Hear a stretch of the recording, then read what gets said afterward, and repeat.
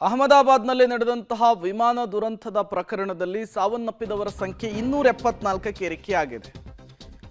ದುರಂತದ ಸ್ಥಳದಿಂದ ಕನ್ನಡದ ಏಕೈಕ ಚಾನೆಲ್ ನಿಮ್ಮ ಪಬ್ಲಿಕ್ ಟಿವಿ ಗ್ರೌಂಡ್ ರಿಪೋರ್ಟ್ ಅನ್ನು ಮಾಡಿದೆ. ವಿಮಾನದ ಅವಶೇಷಗಳ ಎಕ್ಸ್ಕ್ಲೂಸಿವ್ ದೃಶ್ಯ ನಿಮ್ಮ ಪಬ್ಲಿಕ್ ಟಿವಿಯಲ್ಲಿ. ಕಾಲೇಜು ಹಾಸ್ಟೆಲ್ ಕಟ್ಟಡಕ್ಕೆ ವಿಮಾನ ಅಪ್ಪಳಿಸಿತ್ತು. ವಿಮಾನದ 90ರಷ್ಟು ಭಾಗ ಸುಟ್ಟು ಕರಕಲಾಗಿದೆ. ಕಟ್ಟಡದ ಮೇಲಿರುವಂತಹ ವಿಮಾನದ ಹಿಂಬದಿ ಏನಿರುತ್ತೆ ಆ ಭಾಗ ಅಷ್ಟೇ ಉಳಿದಿರುವಂಥದ್ದು. ಅಹಮದಾಬಾದ್ನಲ್ಲಿ ಭೀಕರ ವಿಮಾನದ ದುರಂತದ ವಿಚಾರಕ್ಕೆ ಸಂಬಂಧಪಟ್ಟಂತೆ ಅಹಮದಾಬಾದ್ನಿಂದ ಕನ್ನಡದ ಏಕೈಕ ಚಾನಲ್ ಗ್ರೌಂಡ್ ರಿಪೋರ್ಟ್ ಅನ್ನು ಕೊಡ್ತಾ ಇದೆ, ನಿಮ್ಮ ಪಬ್ಲಿಕ್ ಟಿವಿ.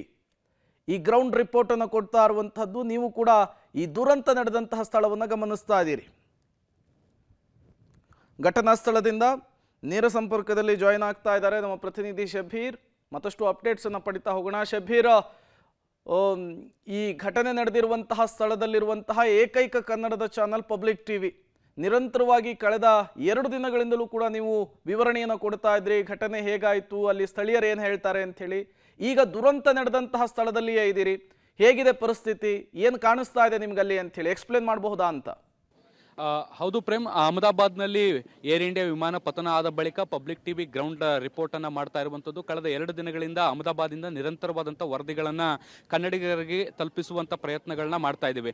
ಈಗ ನಾವು ಘಟನೆ ನಡೆದಂಥ ಸ್ಥಳವನ್ನು ತಲುಪಿದ್ದೀವಿ. ಇಲ್ಲಿ ಇವತ್ತು ಯಾವ ರೀತಿಯಾದಂಥ ಚಿತ್ರಣ ಇದೆ ಅನ್ನುವಂಥದ್ದನ್ನು ಕೂಡ ನಿಮಗೆ ತೋರಿಸುವಂಥ ಪ್ರಯತ್ನಗಳನ್ನ ಮಾಡ್ತಾ ಇದ್ದೀನಿ. ನೋಡಿ, ಘಟನೆ ನಡೆದಂಥ ಸ್ಥಳ ಅಂದರೆ BJ ಮೆಡಿಕಲ್ ಕಾಲೇಜ್ ಏನಿದೆ ಅದರ ಹಾಸ್ಟೆಲ್ನ ಮುಂಭಾಗದಲ್ಲಿರುವಂಥ ಒಂದು ಎತ್ತರದ ಪ್ರದೇಶದಲ್ಲಿದ್ದೀವಿ. ಇಲ್ಲಿ ವಿಮಾನ ಯಾವ ರೀತಿಯಾಗಿ ಕ್ರ್ಯಾಶ್ ಆಗಿದೆ ಅನ್ನುವಂಥದ್ದನ್ನು ನೀವು ದೃಶ್ಯಗಳಲ್ಲಿ ಕೂಡ ಗಮನಿಸ್ತಾ ಹೋಗ್ಬೋದು.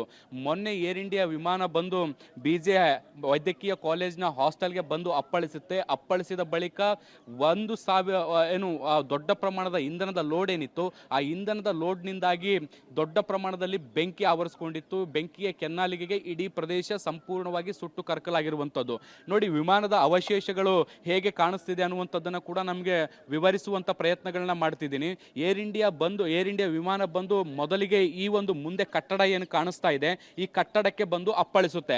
ಅಲ್ಲಿಂದ ಮುಂದೆ ತೆವಳುತ್ತಾ ಹೋಗುತ್ತೆ. ಮುಂದಿನ ಭಾಗವೂ ಕೂಡ ಸಂಪೂರ್ಣವಾಗಿ ನಾಶ ಆಗಿರುವಂಥದ್ದನ್ನು ಗಮನಿಸಬಹುದು. ಮತ್ತೆ ಈ ಒಂದು ಫೈರ್ ಆಕ್ಸಿಡೆಂಟ್ ಏನಾಯಿತು, ಅಗ್ನಿ ಅವಘಡ ಆಯಿತು. ಆ ಅಗ್ನಿ ಅವಘಡಕ್ಕೆ ವಿಮಾನದ 90ರಷ್ಟು ಭಾಗ ಏನಿತ್ತು ಅದು ಸಂಪೂರ್ಣವಾಗಿ ನಾಶ ಆಗೋಗಿರುವಂಥದ್ದು.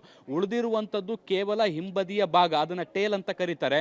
ಹಿಂಬದಿಯ 2 ರೆಕ್ಕೆಗಳು ಮತ್ತೆ ಅದೊಂದಿಷ್ಟು ಅವಶೇಷ ಏನಿದೆ ಅದನ್ನು ಹೊರತುಪಡಿಸಿದ್ರೆ ಇನ್ನೇನು ಕೂಡ ನಿಮಗೆ ಕಾಣದಂಥ ಸನ್ನಿವೇಶಗಳು ಕೂಡ ಈಗ ಸದ್ಯಕ್ಕೆ ಕಾಣಿಸ್ತಾ ಇದೆ.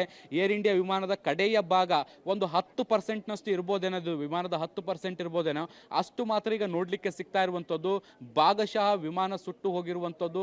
ನಿನ್ನೆ ಅರ್ಧದಷ್ಟು ಕೆಲವೊಂದಿಷ್ಟು ಪಳಿಯುಳಿಕೆಗಳೇನಿರ್ತವೆ ಅವುಗಳನ್ನು ತೆರವು ಮಾಡುವಂಥ ಕೆಲಸವನ್ನ ಮಾಡಿದ್ರು. ಆದರೆ ಏನೋ ಬ್ಲಾಕ್ ಬಾಕ್ಸ್ ಸೇರಿದಂತೆ ಪ್ರಮುಖ ಎಲೆಕ್ಟ್ರಾನಿಕ್ ಸಾಧನಗಳನ್ನು ರಿಕವರಿ ಮಾಡಬೇಕಾಗಿದ್ದಂಥ ಹಿನ್ನೆಲೆಯಲ್ಲಿ ತೆರವು ಕಾರ್ಯಾಚರಣೆಯನ್ನು ನಿಲ್ಲಿಸಿ ಆ ಒಂದು ಎಲೆಕ್ಟ್ರಾನಿಕ್ ಸಾಧನಗಳನ್ನು ರಿಕವರಿ ಮಾಡುವಂಥ ಪ್ರಯತ್ನಗಳನ್ನ ನಿನ್ನೆ ಮಾಡಿದ್ರು. ಒಂದು ಬ್ಲಾಕ್ ಬಾಕ್ಸ್ ಕೂಡ ಲಭ್ಯ ಆಗಿರುವಂಥದ್ದು. ಇದು ವಿಮಾನದ ಪತನ ಹೇಗಾಯಿತು, ಅದಕ್ಕೆ ನಿರ್ದಿಷ್ಟವಾದಂಥ ಕಾರಣಗಳೇನು ಅನ್ನುವಂಥದ್ದನ್ನ ಮಾಹಿತಿ ಕೊಡಲಿಕ್ಕೆ ಸಹಕಾರಿಯಾಗುತ್ತೆ. ಸೊ ಹೀಗಾಗಿ ಇನ್ನೊಂದು ಬ್ಲಾಕ್ ಬಾಕ್ಸ್ಗಾಗಿ ಇವತ್ತು ಶೋಧ ನಡೆಯುತ್ತೆ, ಅದರ ಹುಡುಕಾಟಗಳು ಕೂಡ ಮುಂದುವರಿಯುತ್ತೆ. ಸೊ ಈ ಒಂದು ಟೇಲ್ ಏನು ಕಾಣಿಸ್ತಾ ಇದೆ ಆ ಸುತ್ತಮುತ್ತಲಿನ ಪ್ರದೇಶದಲ್ಲಿ ನಿರಂತರವಾಗಿ ತನಿಖಾ ಸಂಸ್ಥೆಗಳು ಹುಡುಕಾಟವನ್ನು ನಡೆಸ್ತಾ ಇದ್ದಾವೆ. ಒಂದು ಕಡೆ ತನಿಖೆಗೆ NIA ಬಂದಿರುವಂಥದ್ದು, ಫಾರೆನ್ಸಿಕ್ ಅಧಿಕಾರಿಗಳಿದ್ದಾರೆ, DGCIನ ಹಿರಿಯ ಅಧಿಕಾರಿಗಳು ಸ್ಥಳಕ್ಕೆ ಬಂದಿದ್ದಾರೆ, ಮತ್ತೆ ಏರ್ ಇಂಡಿಯಾದ ಇಂಜಿನಿಯರ್ಗಳು ಕೂಡ ಈ ಒಂದು ಸ್ಥಳಕ್ಕೆ ಬಂದಿದ್ದಾರೆ. ತನಿಖೆಗೆ ಸಂಪೂರ್ಣವಾದಂಥ ಸಹಕಾರವನ್ನು ಕೊಡುವಂಥ ಪ್ರಯತ್ನವನ್ನ ಈಗ ಸದ್ಯಕ್ಕೆ ಏರ್ ಇಂಡಿಯಾ ಕೂಡ ಮಾಡ್ತಾ ಇರುವಂಥದ್ದು. ಈ ಒಂದು ಸ್ಥಳಕ್ಕೆ ಸಂಪೂರ್ಣವಾಗಿ ಸಾರ್ವಜನಿಕರ ಪ್ರವೇಶವನ್ನ ನಿರ್ಬಂಧ ಮಾಡಿರುವಂಥದ್ದು.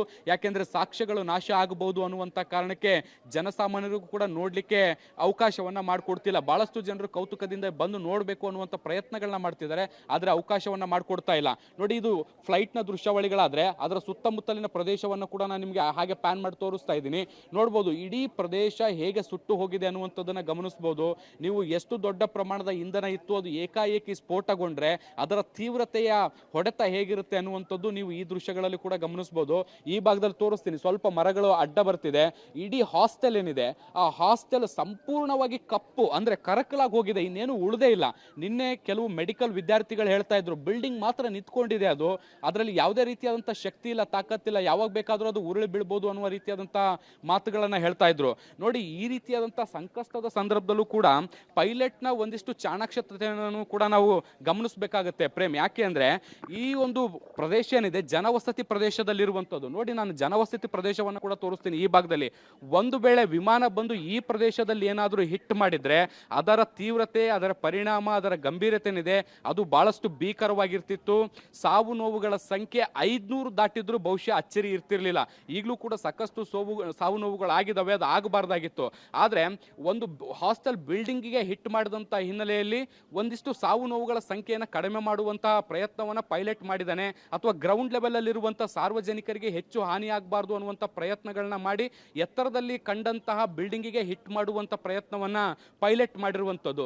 ಆದರೆ ಒಂದು ವೇಳೆ ಆ ಚಾಣಾಕ್ಷತನವನ್ನು ತೋರದೆ ಜನಸಾಮಾನ್ಯರಿರುವಂಥ ವಸತಿ ಪ್ರದೇಶದ ಮೇಲೆ ಹಿಟ್ ಮಾಡಿದ್ರೆ, ನೋಡಿ ಇಲ್ಲೆಲ್ಲ ಇರುವಂಥದ್ದು ಲೋವರ್ ಮಿಡ್ಲ್ ಕ್ಲಾಸ್ ಜನ ಎಲ್ಲರೂ ಕೂಡ ಇಲ್ಲಿ ಏನು ದಿನಗೂಲಿ ಬೇರೆ ಬೇರೆ ಸಣ್ಣ ಪುಟ್ಟ ಕೆಲಸಗಳನ್ನ ಮಾಡಿಕೊಂಡು ಬದುಕು ಕಟ್ಕೊಂಡಿರುವಂಥ ಜನ, ಇವರೆಲ್ಲ ಈ ಒಂದು ವಸತಿ ಪ್ರದೇಶ ಏನಿದೆ ಇಲ್ಲಿ ಹಿಟ್ ಮಾಡಿದ್ರೆ ಸಾವು ನೋವುಗಳ ಸಂಖ್ಯೆ ಇನ್ನಷ್ಟು ಗಂಭೀರ ಆಗ್ತಾ ಇತ್ತು. ಮಹಿಳೆಯರು, ವೃದ್ಧರು, ಮಕ್ಕಳು ಬಹಳ ದೊಡ್ಡ ಪ್ರಮಾಣದಲ್ಲಿ ಸಾವು ನೋವುಗಳಾಗ್ತಾ ಇತ್ತು. ಕಡೆಯ ಕ್ಷಣದಲ್ಲೂ ಕೂಡ ಪೈಲಟ್ ತನ್ನ ಚಾಣಾಕ್ಷತನವನ್ನು ಬಳಸಿದಂಥ ಹಿನ್ನೆಲೆಯಲ್ಲಿ ಸದ್ಯಕ್ಕೆ ಎತ್ತರದ ಕಟ್ಟಡ ಅಂತದ್ದು ಇದ್ದಿದ್ದು ಈ BJ ಹಾಸ್ಟೆಲ್ ಆಗಿರುವಂಥದ್ದು, BJ ವೈದ್ಯಕೀಯ ಕಾಲೇಜ್ಗೆ ಸಂಬಂಧಪಟ್ಟಂತ ಹಾಸ್ಟೆಲ್ ಆಗಿರುವಂಥದ್ದು. ಈ ಹಾಸ್ಟೆಲ್ಗೆ ಹಿಟ್ ಮಾಡೋ ಮೂಲಕ ಒಂದಿಷ್ಟು ಸಾವು ನೋವುಗಳನ್ನು ತಗ್ಗಿಸುವಂತ ಪ್ರಯತ್ನವನ್ನ ಮಾಡಿರುವಂಥದ್ದು. ಇಡೀ ಫ್ಲೈಟ್ ಸಂಪೂರ್ಣವಾಗಿ ನಾಶವಾಗಿ ಅದರ ಟೇಲ್ ಮಾತ್ರ ಉಳ್ಕೊಂಡಿರುವಂಥದ್ದು. ನೋಡಿ, ತೋರಿಸ್ತೀನಿ ನಿಮಗೆ ಮೇಲೆ ವಿಮಾನಗಳ ಹಾರಾಟ ಹೇಗಿದೆ ಅನ್ನುವಂಥದ್ದನ್ನ ಕೂಡ ಗಮನಿಸಿದೆ. ನೋಡಿ, ಏರ್ ಇಂಡಿಯಾ ವಿಮಾನ ಮೊನ್ನೆ ಇದು ಈಗೇನು ಪತನ ಆಗಿದೆ, ಇದು ವಿಮಾನ ಇದೇ ರೀತಿಯಾದಂತಹ ಹಾರಾಟವನ್ನು ನಡೆಸಬೇಕಾಗಿತ್ತು. ಇಲ್ಲಿಂದ 2 ರಿಂದ 3 ಕಿಲೋಮೀಟರ್ ದೂರದಲ್ಲಿ ಏನು ಸರ್ದಾರ್ ವಲ್ಲಭಭಾಯ್ ಅಂತಾರಾಷ್ಟ್ರೀಯ ವಿಮಾನ ನಿಲ್ದಾಣ ಇರುವಂಥದ್ದು. 300 ಕಿಲೋಮೀಟರ್ ವೇಗದ ಸ್ಪೀಡ್ನಲ್ಲಿ ಇದು ಟೇಕಾಪ್ ಆಗುತ್ತೆ. ಟೇಕಾಪ್ ಆದ ಬಳಿಕ ವಿಮಾನ ಲಿಫ್ಟ್ ಮಾಡಲಿಕ್ಕೆ ಸಾಧ್ಯ ಆಗಲ್ಲ. ಒಂದು ವೇಳೆ ವಿಮಾನ ಲಿಫ್ಟ್ ಆಗಿದ್ರೆ ಬೇರೆ ವಿಮಾನಗಳ ರೀತಿಯಲ್ಲಿ ಹಾರಾಟವನ್ನು ನಡೆಸಿ ಮೇಲೆ ಹೋಗ್ಬಿಡ್ತಿತ್ತು. ಆದರೆ ಲಿಫ್ಟ್ ಆಗದೆ ಇದ್ದಂಥ ಹಿನ್ನೆಲೆಯಲ್ಲಿ ಈ ಒಂದು ಕಟ್ಟಡಕ್ಕೆ ಬಂದು ಅಪ್ಪಳಿಸುವಂತಹ ಸನ್ನಿವೇಶಗಳು ನಿರ್ಮಾಣ ಆಯಿತು. ಬಹಳ ದೊಡ್ಡ ಸಾವು ನೋವುಗಳಾಗಿದ್ದಾವೆ. ಇವತ್ತು ಕೂಡ ಬಹಳ ದೊಡ್ಡ ಪ್ರಮಾಣದಲ್ಲಿ ತನಿಖೆಗಳು ಕೂಡ ನಡೆಯುತ್ತೆ. ಇವತ್ತು ಕೂಡ ಮತ್ತೊಂದು ಬ್ಲಾಕ್ ಬಾಕ್ಸ್ ಸಿಗುತ್ತಾ ಅನ್ನುವಂಥ ನಿಟ್ಟಿನಲ್ಲಿ ಪ್ರಯತ್ನಗಳು ಕೂಡ ಮುಂದುವರೆದಿದ್ದಾವೆ Prem. Okay, thank you Shabeer ತಮ್ಮೆಲ್ಲ ಮಾಹಿತಿಗಾಗಿ. ಇದು ದುರಂತ ನಡೆದಂತಹ ಸ್ಥಳ. ಪೈಲಟ್ ತೆಗೆದುಕೊಂಡಂತಹ ಒಂದು ನಿರ್ಧಾರದಿಂದ ಸಾವಿನ ಸಂಖ್ಯೆ ಕೂಡ ಕಡಿಮೆ ಆಗಿದೆ ಅನ್ನುವಂತಹ ವಿಚಾರ ಗೊತ್ತಾಗ್ತಾ ಇದೆ. ಏಕೆಂದರೆ ಪಕ್ಕದಲ್ಲೇನೆ ಜನವಸತಿ ಪ್ರದೇಶ ಇತ್ತಂತೆ. ಅಲ್ಲೆಲ್ಲಾದರೂ ಫ್ಲೈಟ್ ಈ ರೀತಿ ಬಂದು ಅಪ್ಪಳಿಸಿದ್ರೆ ದೊಡ್ಡ ಮಟ್ಟದ ಅನಾಹುತವಾಗುವಂತಹ ಚಾನ್ಸಸ್ ಕೂಡ ಇತ್ತು. ಬಟ್ ಈಗ ಸಿಗ್ತಾ ಇರುವಂತಹ ಮಾಹಿತಿಯ ಪ್ರಕಾರ ಸಾವಿನ ಸಂಖ್ಯೆ 274ಕ್ಕೆ ಏರಿಕೆಯಾಗಿದೆ. ಜೊತೆಗೆ ಈ ಅವಶೇಷಗಳನ್ನು ತೆರವುಗೊಳಿಸುವಂತಹ ಕಾರ್ಯಾಚರಣೆ ಕೂಡ ಮುಂದುವರೆದಿದೆ. ಮತ್ತೊಂದು ಬ್ಲಾಕ್ ಬಾಕ್ಸ್ಗಾಗಿಯೂ ಕೂಡ ಹುಡುಕಾಟ ನಡೀತಾ ಇದೆ.